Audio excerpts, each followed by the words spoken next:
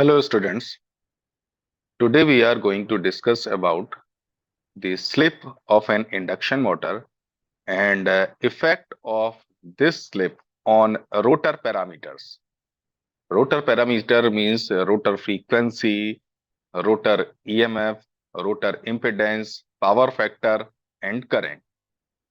So, as we have discussed in the last lecture about the working principle of three-phase induction motor, and we have studied that a three-phase induction motor is not constantly running at synchronous speed. Means the speed of a three-phase induction motor rotor is always less than the synchronous speed, because at synchronous speed, the relative speed between the rotor conductors and the stator poles becomes zero. And in this case, no EMF gets induced in the rotor conductor, and hence current as well as force and torque become zero. So always the speed of the rotor of an induction motor is less than the synchronous speed. And the difference between these two speed, that is the synchronous speed and rotor speed, NRA's rotor speed, is known as slip speed. And one more term is defined here, that is slip of an induction motor. Slip of an induction motor is defined as the ratio of slip speed to the synchronous speed. Synchronous speed. Hence, it is represented by S, that is small s, ns minus nr divided by ns. So, at starting,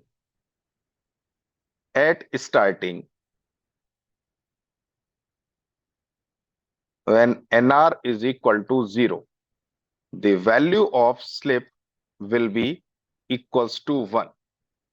And at synchronous speed, if we discuss about the case when nr is equal to ns, this slip will be, if we put nr is equal to ns in this expression, this slip will be 0.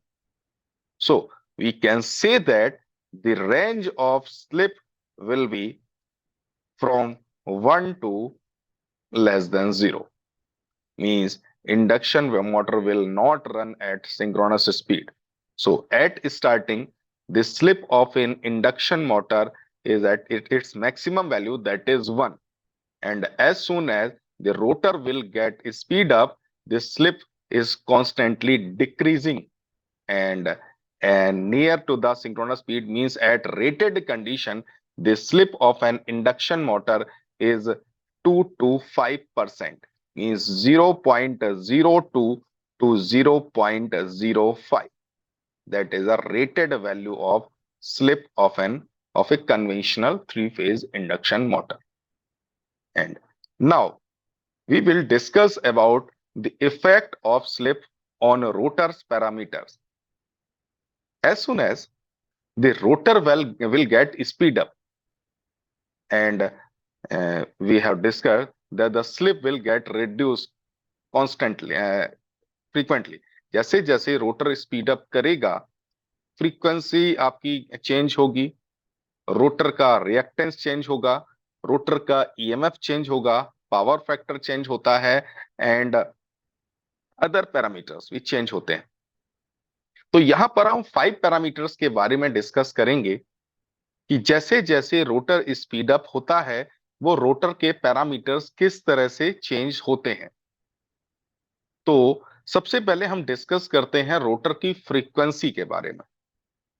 तो जैसे हम सभी लोग जानते हैं कि जो rotor में यहां पर stator to rotor power transfer या एनर्जी ट्रांसफर हो रही है by means of electromagnetic induction.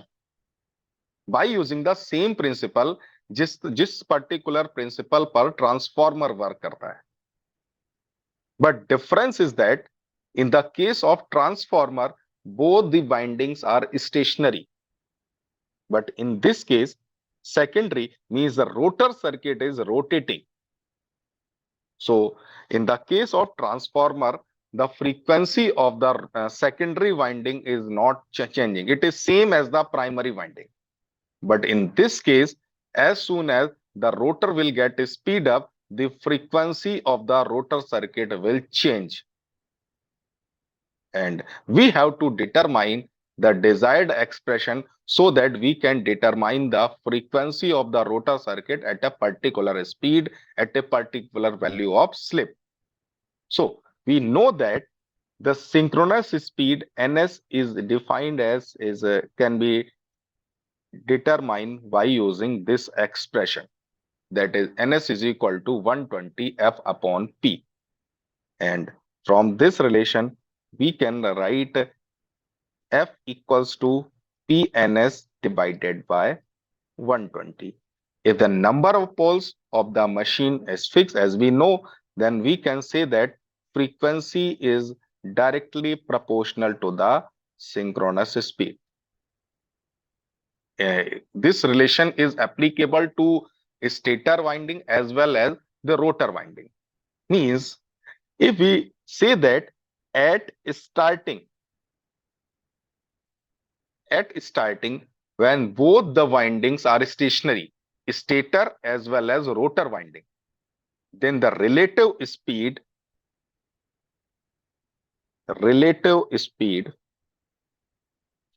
equals to ns, because nr is 0, because nr is 0 at standstill. Just standstill का discussion में कर. So in this case, we can say that the frequency of the rotor circuit frequency, F will proportional to the NS.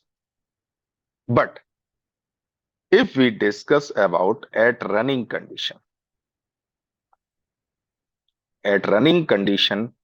if rotor is rotating with a speed of nr, then relative speed will be ns minus nr. Then rotor frequency in running condition may be denoted as fr will be proportional to ns minus nr. These are the two relations which represents the rotor frequency at standstill condition and at running condition. So by using these two relations, we can write F divided by Fr equals to Ns divided by Ns minus Nr. And this is nothing but the reciprocal of a slip, that is 1 upon S. And we can write this relation as Fr equals to S into F. By using this relation, we can determine the rotor frequency at a particular speed, at any speed, and at a particular slip. It signifies that as soon as the rotor will speed up, and we know that pay attention, nr is increasing, then slip will get reduced, and hence the rotor frequency will also get reduced. F is the supply frequency, that is supply frequency, which is equals to 50 hertz in our case. So at standstill, if slip is 1, Fr is equal to F. But at running condition, slip is less than 1, and we have discussed in previous slide that at rated condition, at rated speed, the slip is negligible, that is 2% to 5%. It means the rated frequency of the rotor circuit will be, that is 1 or 2 hertz approximately. that is very negligible with respect to the supply frequency. So our overall final conclusion is that the rotor frequency is reduced as soon as the rotor will speed up. जैसे जैसे rotor की speed increase होती है, rotor frequency reduce होती है. Now, effect of slip on rotor induced EMF. As we know that the EMF induced is directly proportional to the relative speed. Relative speed, what? The relative speed between the rotor conductor and stator poles. And at standstill,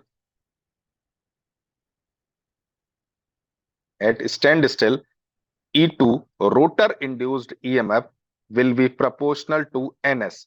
Means at standstill, the relative speed is Ns. At running condition, E2R, that is running EMF induced in the rotor circuit. Two suffix use कर रहे हैं यहां पर rotor circuit के लिए. तो E2R is proportional to Ns minus Nr. तो इन दोनों रिलेशंस को यूज करके हम लिख सकते हैं E2R divided by E2 equals to Ns minus Nr divided by Ns, which is equals to nothing but slip. Means we can say that E2R equals to SE2. Means the EMF induced in the rotor circuit will be at its maximum value at standstill condition when slip equals to 1. At running condition, as soon as the rotor will get speed up, slip will decrease and EMF induced in the rotor circuit will also get reduced. Now, we will discuss about the effect of slip on rotor impedance. As we know that the rotor circuit, rotor winding is made up of two elements, basically the resistance and inductance. So we can say that the impedance of rotor circuit Z2 will be equal to R2 square plus X2 square, where R2 is the resistance of the rotor circuit and X2 is the inductive reactance of the rotor circuit. As we discussed, as soon as the rotor will get speed up, the frequency of the rotor circuit will change, will decrease. And in these two elements, in these two values, R2 and X2, R2 is independent of the frequency. Means it doesn't affected by changing the frequency of the circuit. But as we know that inductive reactance XL it depends on the frequency, that is directly proportional to the frequency. It means that if we say that the rotor circuit frequency is decreasing as soon as the speed is increasing. So we can say that at standstill, Z2 rotor circuit impedance will be same, that is R2 square plus X2 square. But at running condition, Z2R will be equal to under root of R2 square plus S square X2 square. Why? Because we know that inductive reactance XL or X2 depends on the frequency. Because in a running condition, if we say that the rotor reactance in running condition will be 2 pi FR into L, that is the rotor frequency in running condition, then we can say that 2 pi SF into L. So we can simplify S into 2 pi FL, and which is nothing but this is rotor reactance at standstill. That is X2R will be equal to S into X2. कि यहाँ पर put किया है मैंने, sorry x2 square. So in running condition, the impedance of the rotor circuit Z2R will be under root of R2 square plus S square X2 square. At standstill, if we put slip is equal to 1, then it will be same like a Z2 is equal to R2 square plus X2 square. Now, we will discuss about the effect of slip on rotor power factor. Uh, we know that the power factor of any inductive circuit cos phi is equal to, like if we discuss about rotor circuit, then R2 upon Z2. Then, and at running condition,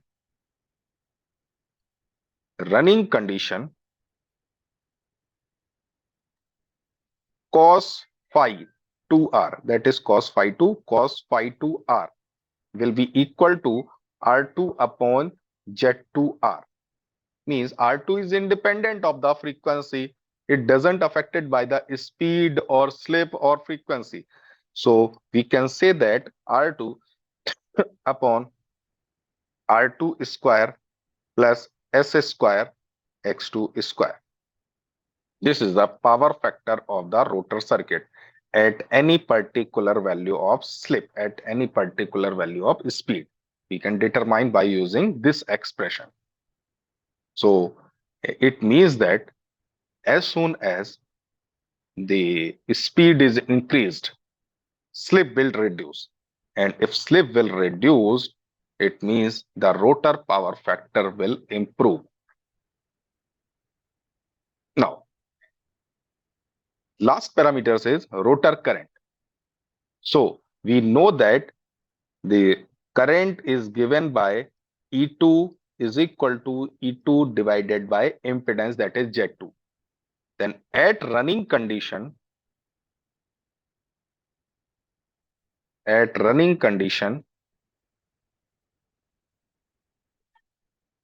I2R will be equal to E2R divided by Z2R. Means SE2 divided by under root of R2 square plus S square X2 square. That is I2R equals to SE2 divided by S under root of R2 upon S square plus X2 square. So our final expression is E2 divided by R2 divided by S square plus X2 square. This is the final expression of rotor current. So we can say that if speed of the rotor increased, then slip will reduce, and if slip will reduce, the denominator will increase, and if denominator of this expression will increase, then overall current will reduce. So this is the discussion about the effect of slip, effect of speed on different rotor parameters. Thank you.